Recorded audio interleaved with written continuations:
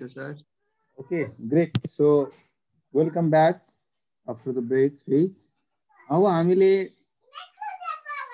Jun issuance of shares at discount को discussion गर्यौं त्यस्तै issuance of shares at premium. Premium भन्ने बित्तिकै it means face value raw issue price को comparison गर्ने.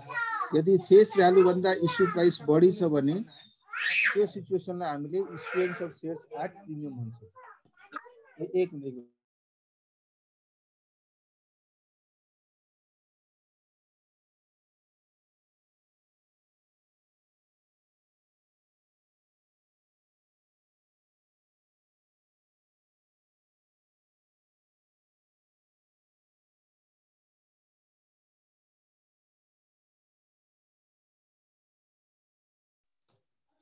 सो यदि इश्यू प्राइसलाई टेकेर हामीले हेर्नु पर्यो फेस भ्यालु भन्दा कति बढी इश्यू प्राइसमा चाहिँ प्रिमियमको जहाँसम्म कुरा गर्नुहुन्छ भने यसमा चाहिँ कुनै त्यस्तो रेस्ट्रिक्सन छैन. जति पनि भ्यालुको प्रिमियम हुन सक्छ. 100 रुपैयाँको शेयर 120 रुपैयाँमा पनि इश्यू भएको हुन सक्छ, 12,000 मा पनि इश्यू भएको हुन सक्छ.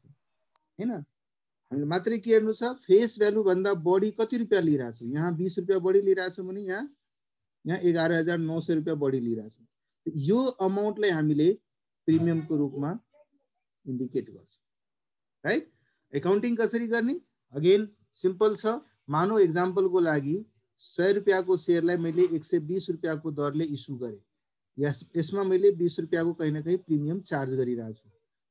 त्यो सिचुएसन्सहरुमा एकाउन्टिङ गर्दाखेरि अफ कोर्स एप्लिकेसन मनी कति रुपैयाँको आउँछ पब्लिकलाई त थाहा छ नि कि मैले 120 रुपैयाँ दिएपछि मात्रै शेयर पाउँछु भनेर. 120 रुपैयाँ एप्लिकेसन मनी आउँछ है. Bank account to share application money 120 रुपैयाँ र क्यापिटलाइज गर्ने बेलामा शेयर एप्लिकेसन अकाउन्ट डेबिट जुन 120 रुपैयाँ आएको थियो त्यसमा हामीलाई थाहा छ क्यापिटलमा जाने अमाउन्ट कति छ. फेस भ्यालु क्यापिटल जहिले पनि फेस भ्यालुमा रिस्ट्रिक्ट हुन्छ है. फेस भ्यालुमा रिस्ट्रिक्ट हुन्छ. क्यापिटल भन्दा बियोन्ड जति पनि हामीले एक्स्ट्रा लिएको छौं that extra is for us security premium. That is 20 रुपैयाँ है. यो सिक्युरिटी प्रिमियमलाई एउटा सेपरेट अकाउन्टमा गएर हामीले पार्क गरिदियो. 120 रुपैयाँ पायौं तर 120 रुपैयाँमा 20 रुपैयाँ सिक्युरिटी प्रिमियमको खातामा पार्क भयो. डाइरेक्ट क्यापिटलाइज भएन. यसको सर्टेन युसेजहरु छ जुन कम्पनीज एक्टले भन्छ कि सिक्युरिटी प्रिमियममा आएको पैसाबाट फ्युचरमा तपाई के गर्न सक्नुहुन्छ. के फ्युचरमा यो पैसाबाट तपाई डिभिडेन्ड बाट्न सक्नुहुन्छ प्रॉफिट मानेर? होइन, पाउनुहुन्न. यसबाट बरु बोनस शेयर चाहिँ इस्यु गर्न सक्नुहुन्छ. त्यस्ता धेरै कुराहरु चाहिँ लेखेको छ जुन चाहिँ हामी आउने दिनमा इभन बोनस शेयरको इस्युएन्सको च्याप्टर पढ्दाखेरि सीए इन्टरमा र कम्पनीज एक्टको डिटेलमा पढ्दाखेरि लको हिसाबले त्यहाँ पनि तपाईले सिक्नुहुनेछ है.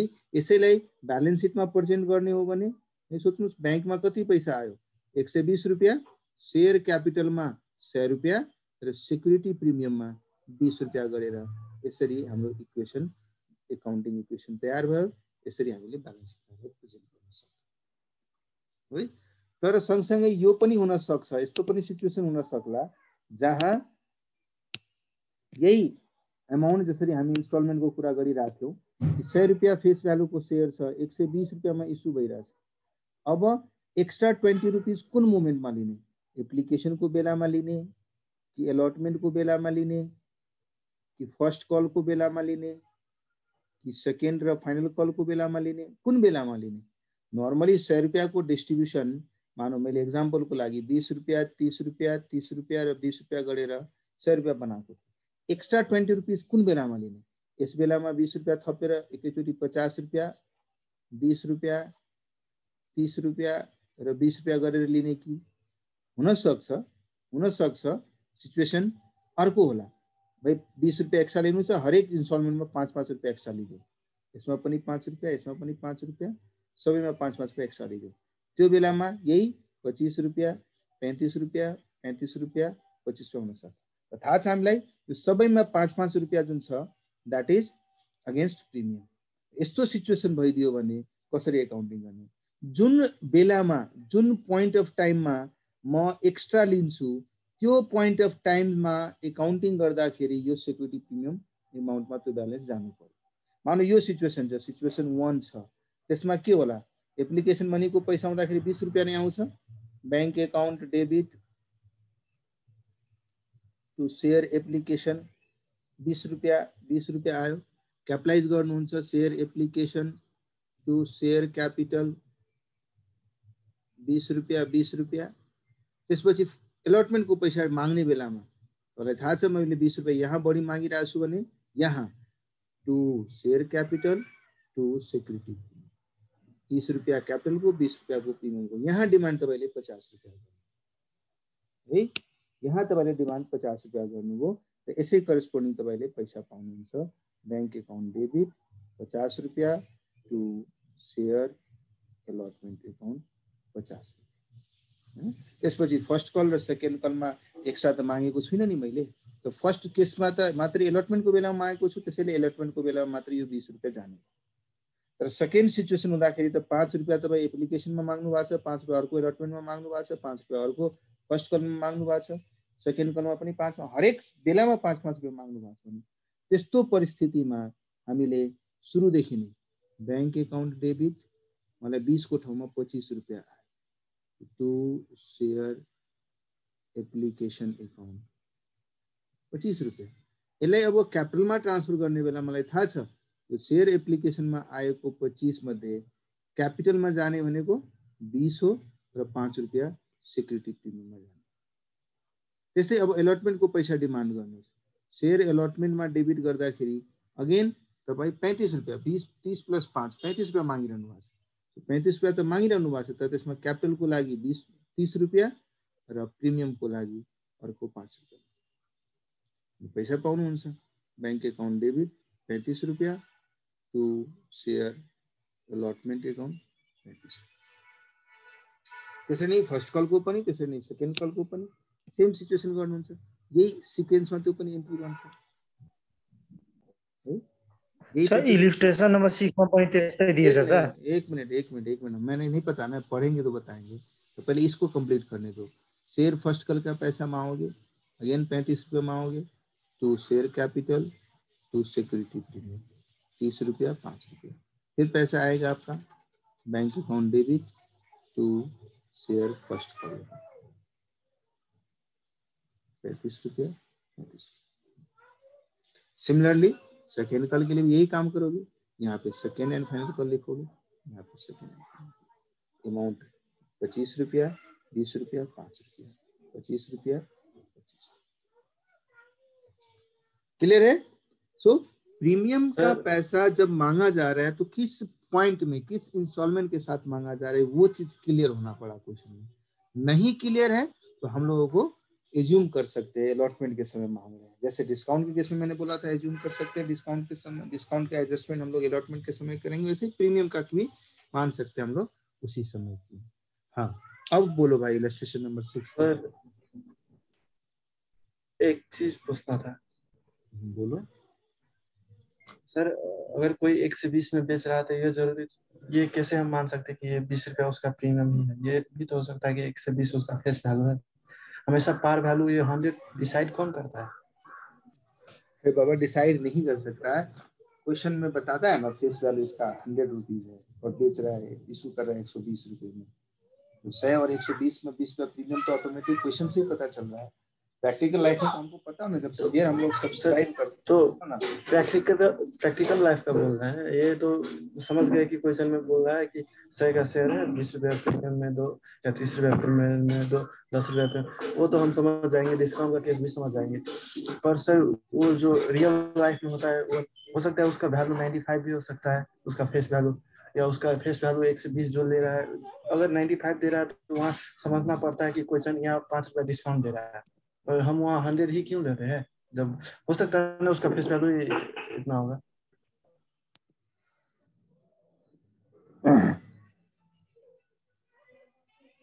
कंपनी का कॉन्स्टिट्यूशन किसको कहते हैं पता है तुमको?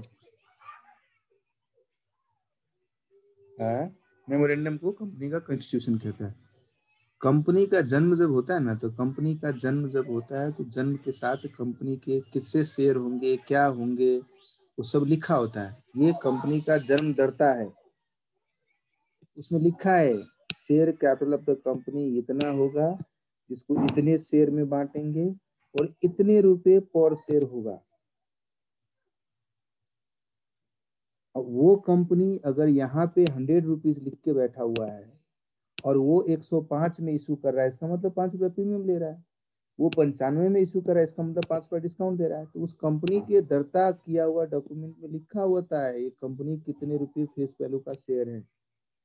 कंपनी के शेयर प्रमाण पत्र पे लिखा होता है इसका फेस वैल्यू इतना है।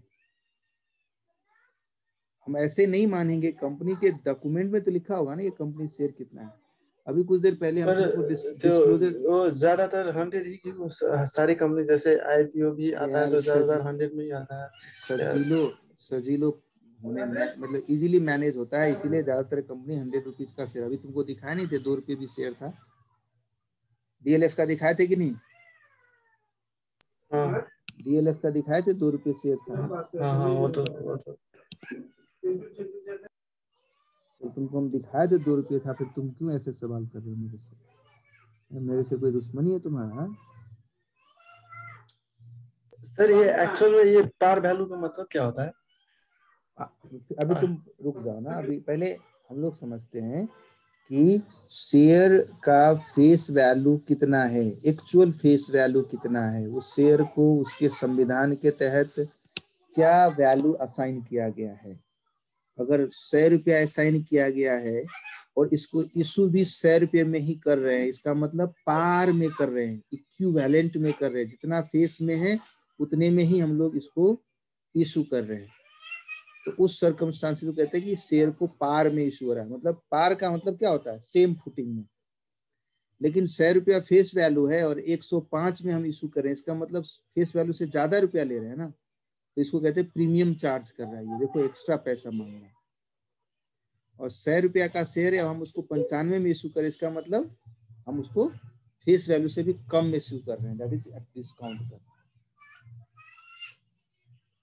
तो कंपनी का वो फेस वैल्यू क्या है? कंपनी के चार्टर डॉक्यूमेंट में, कंपनी के मेमोरेंडम से लेके कंपनी के बहुत सारे ऐसे डॉक्यूमेंट में आपको लिखा होगा इस कंपनी का ये शेयर वैल्यू, ये फेस वैल्यू है करके।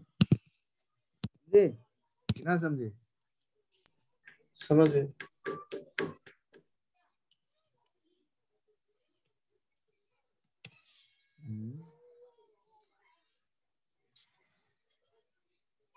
ऑनलाइन जैसे नेपाल में, इंडिया में जैसे MCA का वेबसाइट है, जैसे नेपाल में भी ये है ऑफिस ऑफ कंपनी रजिस्ट्रार।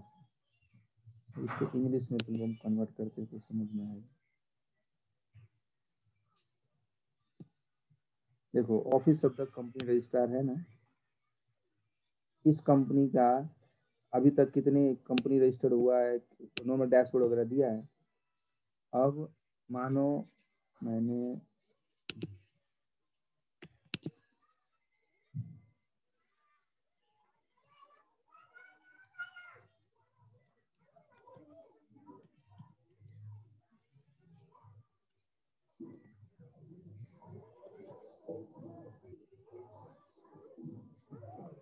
देखो ये कंपनी का मैं बता रहा हूँ, इस कंपनी का ऑथराइज शेयर कैपिटल कितना है, इसका पर शेयर का रेट कितना है, नंबर ऑफ शेयर क्या है, लिखा है कि नहीं यहाँ पे?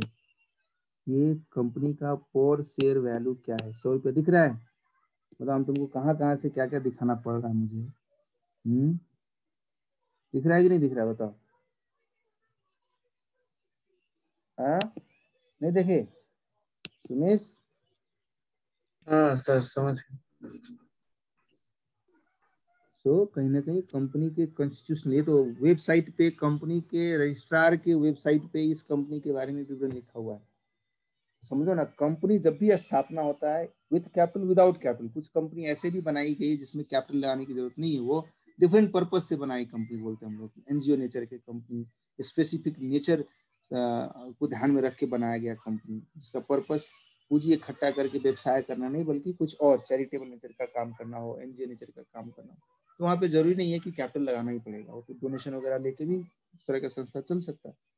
लेकिन जब भी कंपनी कैपिटल पे होती है ना, तो कैपिटल बोलते ही भाई उसके अंदर शेयर आ जाता है। शेयर आता है तो शेयर का फेस वैल्यू होना जरूरी है। ठीक है, दिमाग से नहीं उतरेगा ना ये चीज अब? नहीं उतरेगा, समझ गए।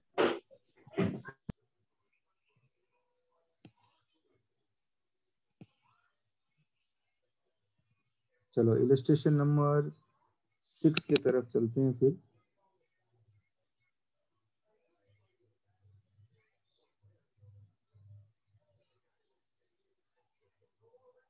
कितने नंबर पेज पे भाई इलस्ट्रेशन 6 है?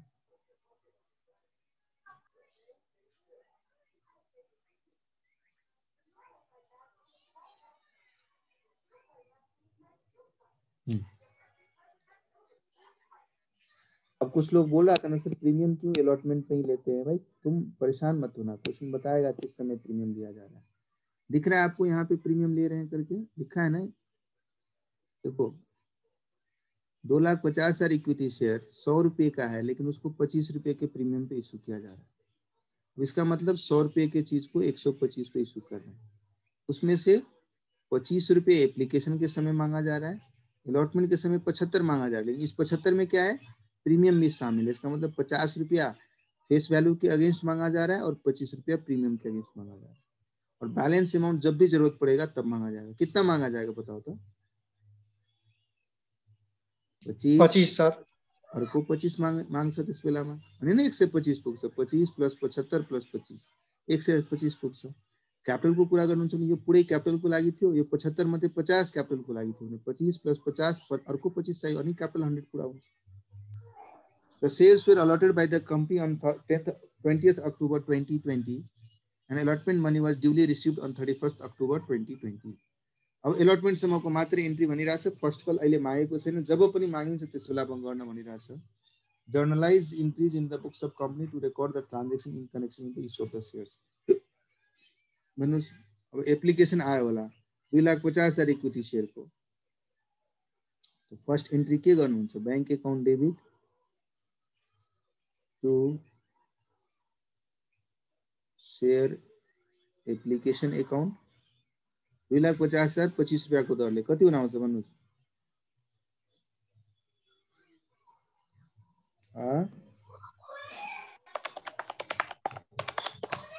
6,25,000 सर। 62,50,000 62,50,000 62,50,000। त्यसपछि त्यसलाई क्यापिटलाइज गर्नुहुन्छ।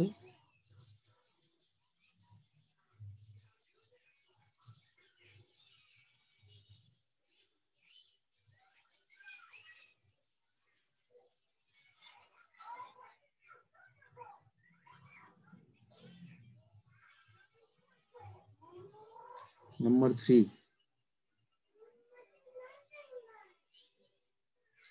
अब अलॉटमेंट को पैसा मांगने, share allotment account debit to share capital account to security. यो काम कहिले गरिरहेछ? 20 अक्टोबर 2020 में। कति पैसा मागिरहेछ? 75 रुपैयाँ मागिरहेछ हो। 62,50,000 प्रिमियम को लागि मागिरहेछ, 1,25,00,000 कैपिटल को लागि मागिरहेछ, 1,87,50,000 टोटल डिमांड। क्लियर भाई?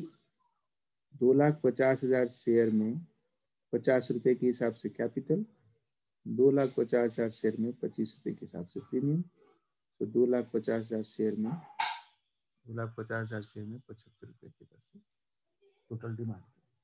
इसका पैसा कह रहा है 30 अक्टूबर को। किस दिन मिला है? 31 अक्टूबर। तो 31 अक्टूबर 2020 में यससँग सम्बन्धित पैसा पायोले। So bank account debit to share allotment account 187 50 1,87,50,000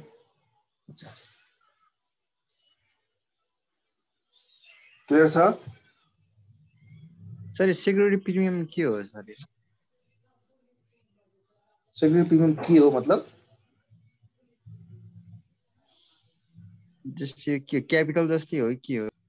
capital जस्तै हो। अहिले भर्खरै मैले त्यो बेला बताएको थिएँ न, क्यापिटल जस्तै हो। कम्पनीले 125 रुपियाँ लिइरहेछ कसैसँग, जबकि क्यापिटल 100 रुपियाँको मात्रै छ, 25 रुपियाँ एक्स्ट्रा लिइरहेछ। That is in the nature of security premium. यो सेक्युरिटी प्रिमियम भोलिको दिनमा यसको युटिलाइजेसन कहाँ हुन्छ? नर्मली पीएल एकाउन्टमा ब्यालेन्स रहन्छ भने हामी के गर्छौँ? यसलाई सेयर क्यापिटलमा ट्रान्सफर गरिदिन्छौँ नि, गर्छ कि गर्दैनौँ? पीएल को ब्यालेन्सलाई हामीले क्यापिटलमा ट्रान्सफर गरिदिन्छौँ।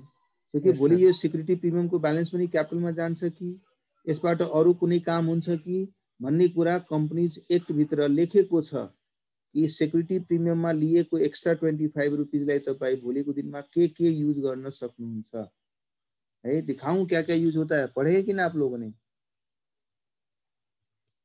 नहीं पढ़े होंगे। देखाउनु सर।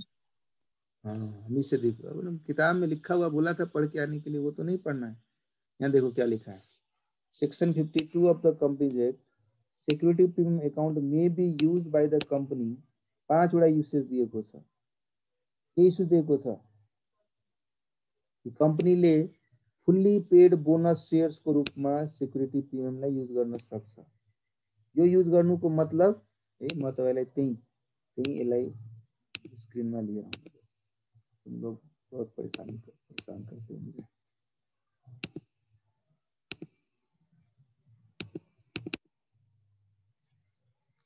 किधर गया किधर गया किधर गया किधर गया किधर गया किधर गया?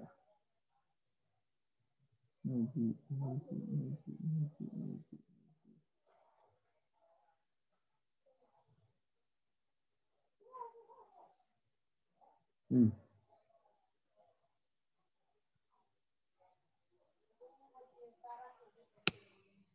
यहाँ 5 वटा यूसेज छ section 52 of the companies act. यो पुरानो कंपनीज एक्टमा सेक्सन 79 थियो कि 77 थियो, 79 थियो सायद। ल हेर्नुस्, यो 5 वटा यूसेज भनेको छ। एउटा भनेको छ तपाईँ यसलाई फुल्ली पेड बोनस शेयरमा इस्यु गर्न सक्नुहुन्छ। बोनस शेयरमा इस्यु गर्दाखेरि के होला? फेरि याद गर्नुस्, हाम्रो शेयर क्यापिटलमा 100 रुपियाँ थियो, सेक्युरिटी प्रिमियममा 25 रुपियाँ थियो। भोलिको दिनमा यस एकाउन्टमा भएको 25 रुपियाँलाई युज गरेर म नयाँ शेयर फ्रीमा शेयर होल्डरलाई दिन सक्छु। अब शेयर होल्डरलाई फ्रीमा शेयर दियो भने के भइहाल्छ? यो सेक्युरिटी प्रिमियम एकाउन्ट डेबिट भएर फेरि त्यो शेयर क्यापिटलमै कन्भर्ट भइहाल्छ 25 रुपियाँ। अनि त्यो भइसकेपछि नम्बर अफ शेयर्स पनि बढिहाल्छ है, नम्बर अफ शेयर्स पनि बढिहाल्छ। सो त्यो केसमा गएर यो अमाउन्ट यहाँ ट्रान्सफर हुन सक्छ। तर त्यो कम्पनीले जब बोनस इस्यु गर्छ, तपाईले सुन्नुभयो होला नि, आजको आइपीओहरू आइसकेपछि केही वर्षमा बोनस शेयर इस्यु गर्थ्यो। सुन्नुहुन्छ कि सुन्नुहुन्न? बोनस शेयर इस्यु गर्नेको एउटा सोर्सको रूपमा यो पनि हुन सक्छ। यदि सेक्युरिटी प्रिमियममा ब्यालेन्स छ भने त्यो ब्यालेन्सलाई युज गरेर हामी बोनस शेयर इस्यु गर्न सक्छौँ। बुझ्नुभयो? अर्को, to write off preliminary expenses of the company. याद गर्नुस्, यदि मेरो ब्यालेन्स सिटमा कुनै फिक्टिशियस एसेट छ, कंपनी दर्ता हुनुभन्दा पहिला कुनै प्रिलिमिनरी नेचरको खर्चहरू भएको थियो, त्यसलाई हामीले ब्यालेन्स सिटको एसेट साइडमा प्रिलिमिनरी एक्सपेन्सेसको रूपमा राख्छौँ। Even discount and issue of shares मैले भर्खरै भने त्यो पनि ब्यालेन्स सिटमा यहाँ राखिन्छ। यो कुराहरूलाई राइट अफ गर्नको लागि पनि सेक्युरिटी प्रिमियम युज गर्न सकिन्छ। यतातिर सेक्युरिटी प्रिमियम पैसा छ, यतातिर तपाईले प्रिलिमिनरी एक्सपेन्सेस या discount and issue of shares राख्नु भएको छ भने यसलाई एक अर्कोसँग एडजस्ट गरेर राइट अफ गर्न सकिन्छ। त्यो बेलामा के हुन्छ? Security premium account debit to discount on issue of shares. यस्तो भयो कि केही शेयर मैले इस्यु गरेँ डिस्काउन्टमा, त्यो मैले यहाँ लेखेँ, केही शेयर मैले इस्यु गरेँ प्रिमियममा, त्यो मैले यहाँ लेखेँ। यो दुवैलाई म नक अफ गर्न सक्छु यो एन्ट्री पास गरेर। त्यो भनिरहेको छ हेर्नुस्, learning expenses to write off discount allowed on any securities और इभन डिभेन्चरकोमा पनि डिस्काउन्टमा इस्यु गर्नुभएको छ, त्यसलाई पनि राइट अफ गर्न सक्नुहुन्छ। कुनै यस्तो एक्सपेन्सेस या कमिसन तपाईले शेयर इस्युको कन्टेक्स्टमा दिनुभएको छ भने त्यसलाई पनि राइट अफ गर्न। नर्मली हामीले डिभेन्चरहरू इस्यु गर्दाखेरि, शेयर इस्यु गर्दाखेरि अन्डरराइटरहरूलाई अपोइन्ट गर्छौँ, मर्चेन्ट ब्याङ्करलाई अपोइन्ट गर्छु, उसलाई भन्छु तिमी मेरो सेयर सब्सक्राइब गराइदेऊ पब्लिकबाट, त्यो गराएको खण्डमा म तिमीलाई कमिसन दिन्छु। त्यस्तो कमिसन दियो भने त त्यो पनि त मेरो एक्सपेन्स न हो, त्यो पनि फिक्टिसियस एसेट्सको रूपमा यहाँ बस्न जान्छ। त्यस्तोलाई एडजस्ट गर्नको लागि यो ब्यालेन्स युज गर्न सकिन्छ। अर्को भोलिको दिनमा म प्रिफरेन्स सेयर इस्यु गरेको थिएँ, त्यो प्रिफरेन्स सेयर भोलिको दिनमा रिडिम गर्छु। त 100 रुपियाँमा सेयर इस्यु गरेँ, 100 रुपियाँ फेस भ्यालुको सेयर 100 रुपियाँमै इस्यु गरेँ प्रिफरेन्स सेयर। त्यसलाई 5 वर्षपछि अब सेयर होल्डरलाई पैसा फिर्ता गर्नु पर्यो। त 100 को चिज 120 मा फिर्ता गर्छु भने 20 रुपियाँ त एक्स्ट्रा दिनु पर्यो नि त्यो सेयर होल्डरलाई। त्यो बेलामा यहाँको 20 रुपियाँलाई युटिलाइज गर्न सकियो, त्यो भनिरहेको छु यहाँ। यो कुराहरू तपाईँ सीए इन्टरमा गएर अरू इलस्ट्रेसनहरूको थ्रु पनि पढ्नुहुनेछ। अहिले पनि हामी पढ्छ रिडम्सनहरूको केही बेसिक झाँकीहरू। त्यस्तै बाइब्याक गर्नु पर्यो। यो पैसा लगाएर पब्लिकमा इस्यु गरिसकेको सेयरलाई भन्ने कि कम्पनीले ल त ठिक छ तिमी पैसा ल्याऊ सेयर फिर्ता गर, त्यो बेलामा पनि यो प्रिमियमलाई युज गर्न सक्छ, जो कि बाइब्याकको रूपमा लेखेको छ। For the purchase of own share, आफ्नै सेयर बाई गर्नु पर्यो भने त्यो बेलामा पनि युज गर्न सकिन्छ। समझ में आया? यही नेपाल में कंपनीज एक्ट, नेपाल का कंपनीज एक्ट के सेक्शन 29 में भी ऐसा ही लिखा हुआ है कि सिक्योरिटी प्रीमियम को आप इशू कर सकते, और इशू करने के बाद उसको कहाँ कहाँ यूटिलाइज करेंगे, तो उस केस में लिखा हुआ है कि आप इस तरीके से यूटिलाइज कर सकते हैं।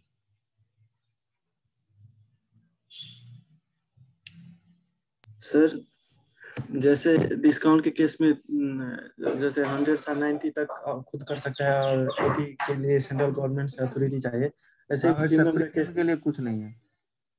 प्रीमियम तुम मांगोगे, पब्लिक देगा तभी ना लो पाओगे। प्रीमियम जितना भी रख सकते हैं, रखो ना, अगर पब्लिक मांगता है तो दे दो। जब मांगोगे और वो जो शेयर खरीदने वाला है वो देगा तभी ना वो चीज काम होगा, नहीं तो होगा काम। इसलिए वो मार्केट डिटरमाइन करता है इस चीज को। That will be determined by market। अभी वर्ल्डलिंक ने एक शेयर इशू किया था, 100 रुपया फेस वैल्यू का शेयर हम लोग 10,500 में इशू किया, 10,400 रुपये एक्स्ट्रा मांगे, लेने वाला ने लिया, लेकिन वो पब्लिक को इशू नहीं किए थे, प्राइवेट किसी एक कंपनी को इशू किए थे, माना लिया। देखो यहाँ नेपाल का ये कंपनी एक्ट है, सेक्शन 29 में बोल रहा था ना तुमको, this is companies act of Nepal.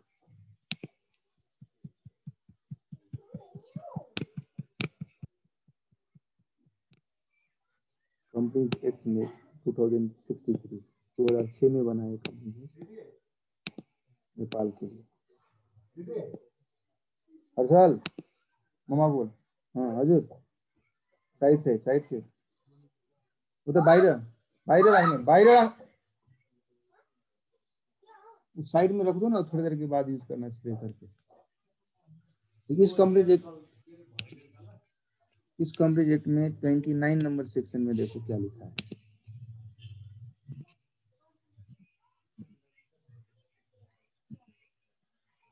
लिखा है ना कि company fulfilling the following conditions can issue shares with prior approval of the office.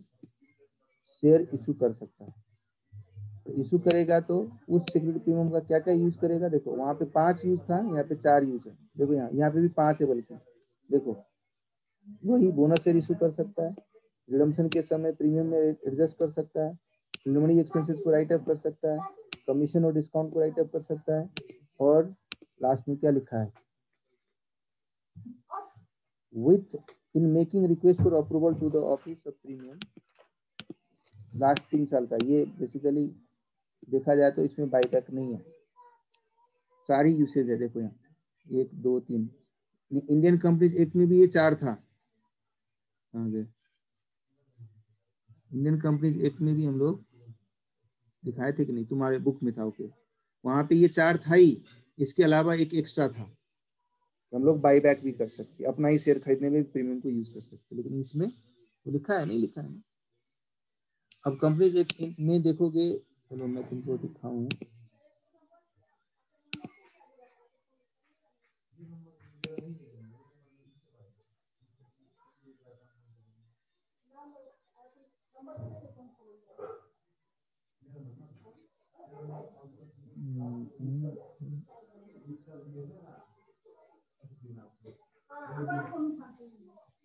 No क्या लिखा हुआ है?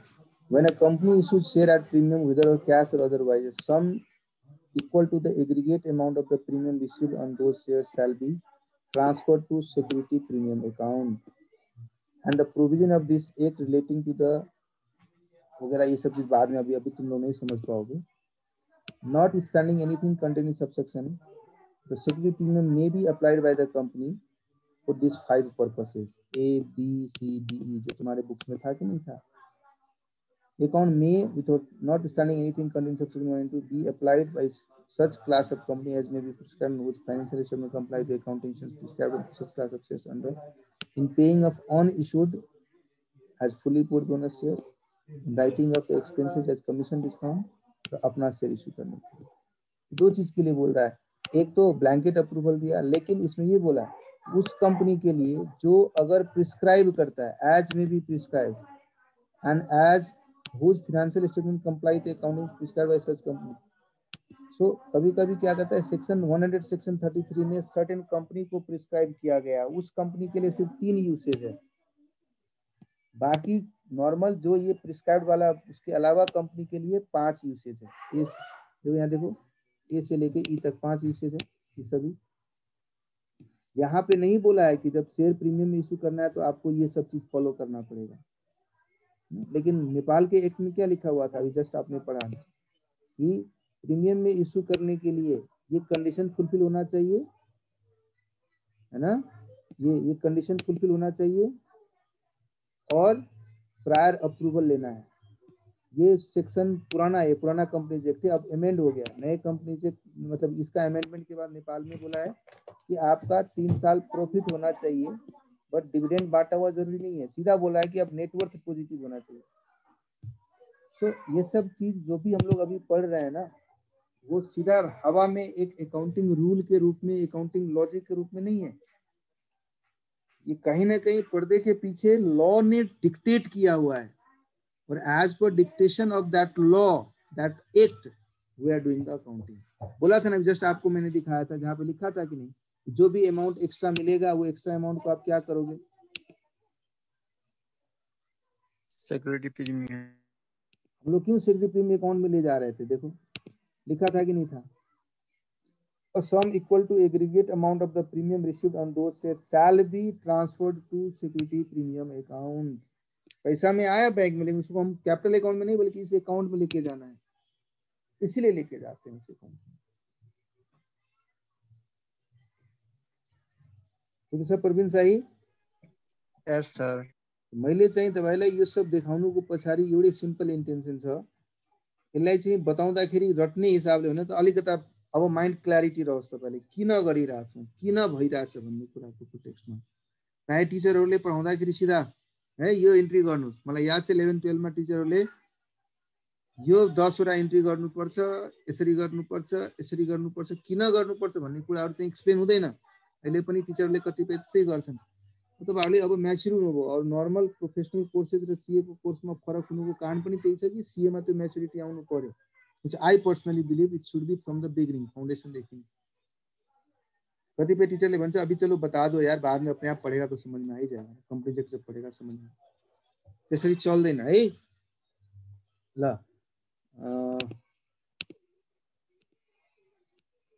क्लियर छ? प्रवीण साई क्लियर है ना भाई? Yes sir, yes sir. ल सो इलस्ट्रेशन नंबर 6 क्लियर छ? यो इन्ट्रीहरु क्लियर छ नि? Yes sir. ल अब इलस्ट्रेशन नंबर 7 र त्यसपछिका इलस्ट्रेशनहरु क्विकली हेर्नुस् त.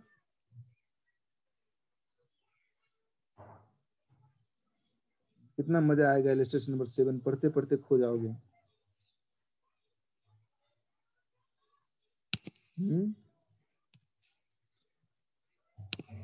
पढ़ोगे कहोगे वाह कितना बड़ा क्वेश्चन है, कितनी सारी बातें हैं, बातें कितनी सारी हैं. ला JHP Limited is a company with an authorized share capital of 10 lakh equity shares of 10 each, of which 6 lakh share has been issued and fully paid on 30th June. The company proposed to make a further issue of 1 lakh shares of ₹10. पहिला नहीं, पहिला भइसकेको छ, यति काम चाहिँ पहिलादेखि नै छ. 6 लाख शेयर्स पहिलादेखि नै छ. अब फेरि कंपनीले सोचिरहेछ 1 लाख शेयर और इशू कर दिया जाए जी। 10 रुपया का शेयर है, 10 रुपये वाला ही फेस वैल्यू का शेयर है, अब कितने में इशू करना चाह रहे हैं भैया 14 रुपये के रेट पे इशू करेंगे। कैसे करेंगे? 2 रुपीज एप्लीकेशन के रूप में रिसीव करेंगे 1 जुलाई को, उसके बाद 10 जुलाई को अलॉटमेंट करेंगे। उस समय 5 रुपया मांगेंगे, लेकिन इस 5 रुपये में कहीं ना कहीं प्रीमियम भी शामिल होगा।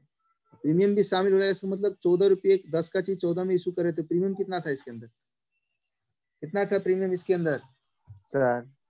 4 रुपया था। इसका मतलब इस 5 रुपये में 4 रुपया प्रीमियम भी शामिल है।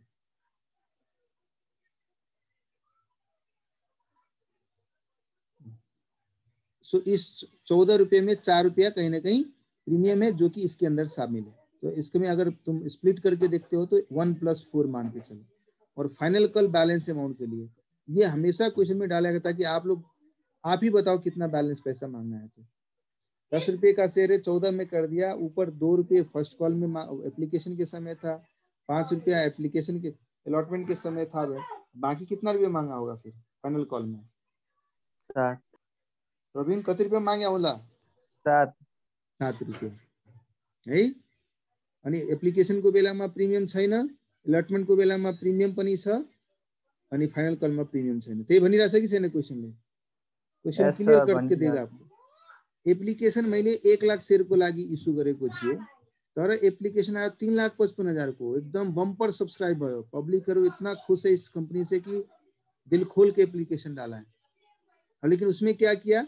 पूरा 3,55,000 को तो दे नहीं सकते, 1 लाख से ज्यादा तो नहीं दे सकते। तो ये क्वेश्चन क्या कह रहा है कि पहले तो फर्स्ट 5,000 शेयर होल्डर को तो पूरा का पूरा अलॉट कर देंगे।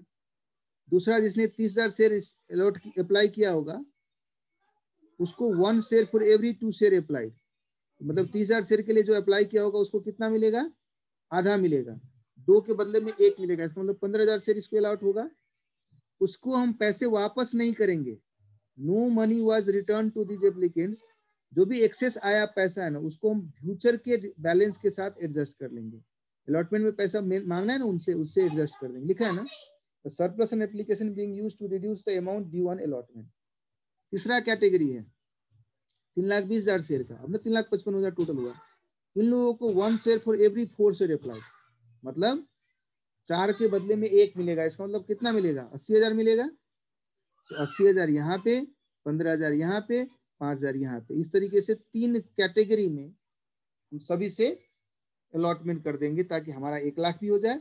यहाँ पे भी वही बोल रहा है कि the money due on allotment was retained by the company, और उसके बाद भी एक्सेस है तो उसको वापस कर देंगे। यहाँ तो क्या हुआ, यहाँ पे 2 के बदले में 1 मिल रहा है, तो इस कारण से क्या हुआ, 2-2 रुपये एक्स्ट्रा जो आया हुआ है वो हम आगे के शेयर में अलॉट कर सकते हैं।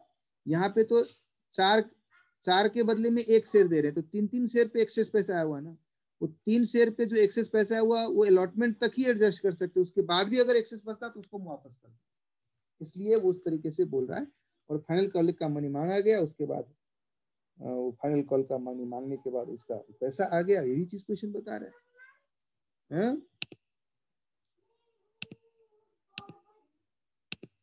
चलो अकाउंटिंग एंट्री बाद में करेंगे, पहले इस 4 चीज को समझो।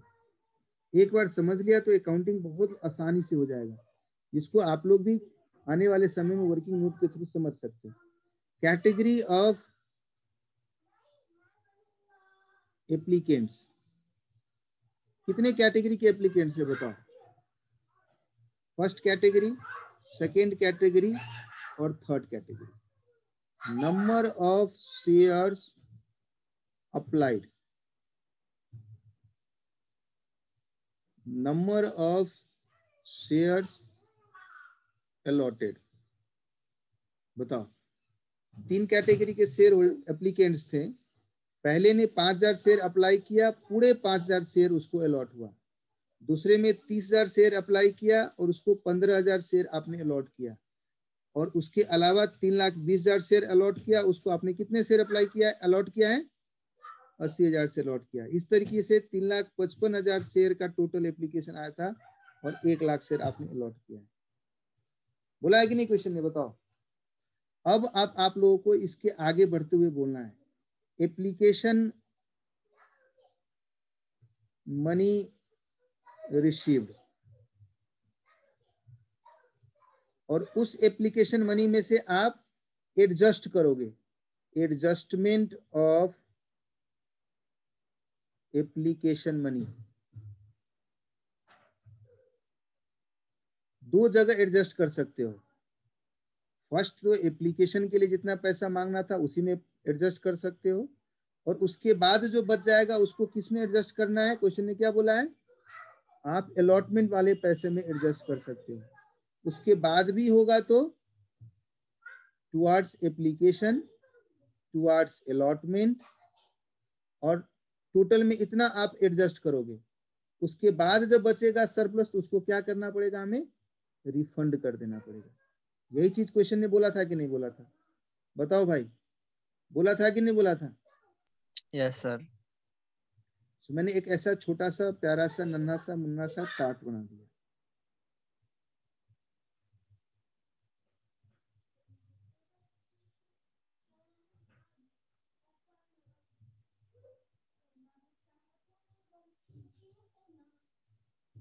ठीक है जी, बताओ एप्लीकेशन में कितने रुपए मंगाते हो? 2 रुपए मंगाए हो ना? ये सर। पूरा एप्लीकेशन के समय करना है। 2 रुपए मंगाए, इस वाले कैटेगरी में 10,000 रुपये आया होगा, और इसको कितना शेयर अलॉट किए हैं? 5,000 पूरे इंटू 2, और इसको कितना अलॉट किए हैं? जितना अलॉट किए उतना हम क्या करेंगे, एप्लीकेशन के टुवार्ड्स एडजस्ट कर देंगे। 2 रुपए, तो 5,000 इंटू 2, 10,000 हम एप्लीकेशन के टुवार्ड्स एडजस्ट कर दिए। बताओ कोई एक्सेस पैसा बचता है जो हमें अलॉटमेंट के टुवार्ड्स रोके? इसमें से इस कैटेगरी में बचता है कुछ एक्सेस? 10,000 आया था, 10,000 पूरा एडजस्ट हो गया, नहीं बचता है, तो उसको कुछ रिफंड करना पड़ेगा? नहीं पड़ेगा। दूसरे कैटेगरी में देखो, 30,000 शेयर पे 2 रुपए के हिसाब से 60,000 रुपये आया था ना, और 15,000 शेयर उसको हमने अलॉट किया, तो 15,000 पे 2 रुपए के हिसाब से हम 30,000 रख सकते हैं। एक्सेस पैसा कितना है हमारे पास? 30,000। 30,000 है।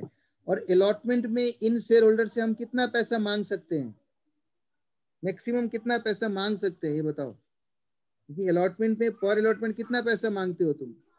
75,000। 5 रुपया मांगते हो ना, तो 5 रुपया 15,000 पे 75,000 तक मांग सकते हैं। तो हमारे पास एक्सेस है कितना? 30 है। वो एक्सेस को मैं अलॉटमेंट के टुवार्ड्स एडजस्ट कर सकता हूँ कि नहीं कर सकता हूँ? हाँ सर, कर सकते हैं सर। मैक्सिमम हम 75 तक मांग सकते थे, लेकिन है ही मेरे पास एक्सेस 30, तो जितना है उतना हम इसमें रोक लेंगे। वही क्वेश्चन बोल रहा था। टोटल 30,000 एप्लीकेशन के टुवार्ड्स रख लिए, 30,000 अलॉटमेंट के टुवार्ड्स रख लिए, टोटल पूरा 60,000 रख लिए, कुछ रिफंड नहीं करना पड़ा। लेकिन इस वाले केस में बताओ, 6,40,000 तुमने रिसीव किया, 80,000 शेयर अलॉट कर रहे हो, 1,60,000 ही इसके अंदर एडजस्ट होगा। तो आपके पास एक्सेस है कितना ये बताओ?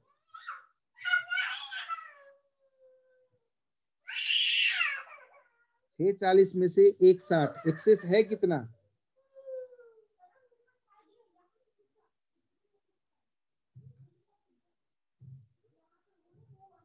नहीं बोल रहे हैं, नहीं बोल रहे हैं, कोई नहीं बोल रहा है। 480। 4,80,000। 4,80,000 है हमारे पास, एक्सेस है 480, और इस 80,000 शेयर पे मैक्सिमम हम कितना रोक सकते हैं टुवार्ड्स अलॉटमेंट? इस 80,000 पे मैक्सिमम टुवार्ड्स अलॉटमेंट हम कितना रोक सकते हैं?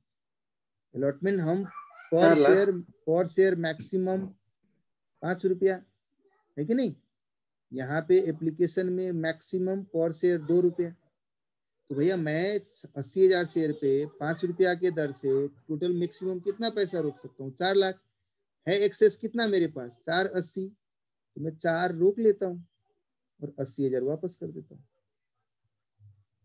इस तरीके से 6,40,000 में से 5,60,000 आपने रोका है और 80,000 वापस कर दिया।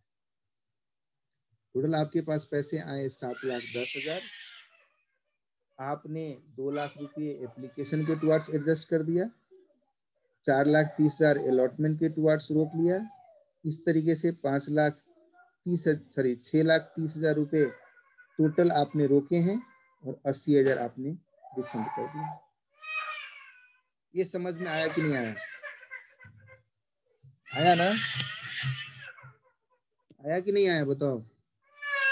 तो फर्स्ट एंट्री जो हम लोग पास करते हैं एप्लीकेशन मनी रिसीव का, वो इस वाले अमाउंट को पकड़ के एप्लीकेशन रिसीव का एंट्री करो। यहाँ एप्लीकेशन मनी को एडजस्ट करने का एंट्री है, तो मैं फर्स्ट एंट्री फटाफट बना देता हूँ और बाकी उसके बाद आप लोग घर से समझ के आइएगा। बैंक अकाउंट डेबिट 7,10,000 आया था टू शेयर एप्लीकेशन अकाउंट 7,10,000। लेकिन इस 7,10,000 का कैसे हम लोग ने ट्रीटमेंट किया, वो बस ऊपर वाले टेबल को ध्यान में रखोगे तो 2 सेकेंड के अंदर आप लिखोगे भैया आया था 7,10,000, इसमें से मैंने क्या किया, इतना 2 रुपया तो मुझे मेरा हक ही बनता था, उतना मैंने शेयर कैपिटल में ट्रांसफर कर दिया। कितना रुपया ट्रांसफर कर दिया, 2 लाख रुपया। और कुछ एक्सेस था उसको मैंने शेयर अलॉटमेंट वाले खाता में रिटेन कर लिया, कॉल्स इन एडवांस में जैसे रिटेन कर लेते 4,30,000। और बाकी जो एक्सेस था उसको मैंने वापस कर दिया, रिफंड कर दिया टू बैंक अकाउंट। अब नेक्स्ट टाइम तुम अलॉटमेंट का पैसा मांगो, पहले से 4,30 मिला हुआ है, बैलेंस तुमको मिलेगा। फिर ऐसे ही फाइनल कॉल का पैसा मांगो, पहले से कुछ नहीं मिला हुआ, पूरा पैसा मिलेगा। क्लियर है? क्लियर है बंधुओं? Yes sir.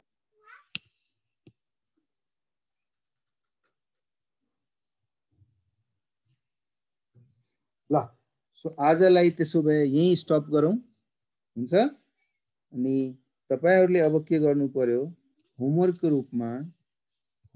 रूपमा इलस्ट्रेसन नम्बर 8, 9, 10 और फीचर अफ शेयर भन्दा पहिला सबै गरेर आउनुस्। Calls in arrear, calls in advance मैले भन्न चाहिँ भनिदिएको छु, त्यसमा इन्ट्रेस्ट चार्ज गर्दाखेरि इन्ट्रेस्ट लिनुपर्छ, त्यो इन्कम हुन्छ। एडभान्स लियो भने इन्ट्रेस्ट दिनुपर्छ, त्यो एक्सपेन्स हुन्छ, त्यसको गिन्ती खासै बढी छैन। तर पनि तपाईहरुले एटलिस्ट ट्राई गरेर आउनु होला। म भोलिको दिनमा अलिकता स्न्यापिङ गरिदिन्छु, अलिकता थपिदिन्छु त्यो कुराहरु है। अहिलेलाई यतिकै राखौं, हुन्छ? Take care, stay safe, good bye. चलेगा जी? धन्यवाद। आज का क्लास यहीं पे विराम करते हैं।